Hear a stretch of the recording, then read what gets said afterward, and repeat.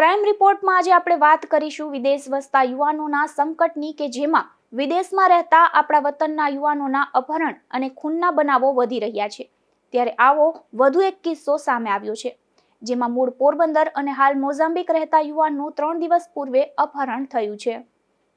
પોરબંદરના જય સોનેજીએ વિદેશ મંત્રાલય, કલેક્ટર, એસપી, સાંસદ અને ધારાસભ્ય સહિત ઉચ્ચ કક્ષાએ રજૂઆત કરી છે જેમાં જણાવ્યું છે કે તેના ભાઈ મોઝામ્બિકના માપુટો ખાતે રહે છે અને છેલ્લા 16 વર્ષથી ત્યાં જનરલ સ્ટોરનો વેપાર કરે છે।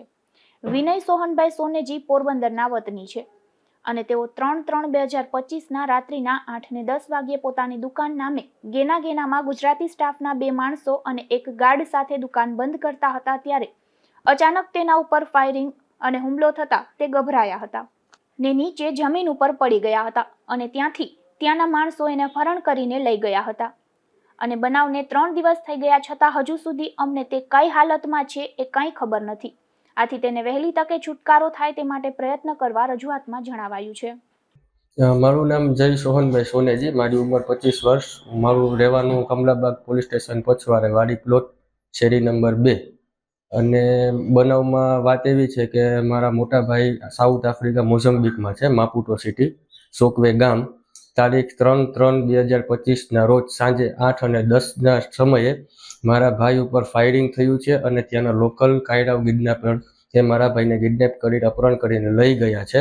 તે બાબતથી મેં બધા ધારાસભ્યશ્રી, સાંસદ સભ્યશ્રી અને ડીએસપી ઓફિસ, ડીઆઈજી ઓફિસ બધી જ જગ્યાએ મેં મેલ દ્વારા અને વિડીયો પ્રૂફિંગ દ્વારા મેં બધી પ્રોસેસ કરેલી છે। હજી સુધીમાં મારા ભાઈનો કોઈ જાતનો કંઈ મને સમાચાર મળ્યા નથી। તે બાબતથી મારી સરકારશ્રીને નિવેદન વિનંતી છે કે મારા પરિવારને જે કંઈ પણ હેરાન થાય છે તે હેરાન ન થાય ને મને મારો ભાઈ સાજો નવરો મને મળી જાય। વિનયના અપહરણ બાદ તેના પરિવારજનોમાં પણ ચિંતાનું મોજું છવાઈ ગયું છે।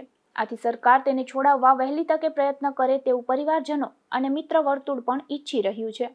નિપુલ પોપટ સાથે અશોક થાનકી, ગુજરાત ન્યૂઝ, પોરબંદર।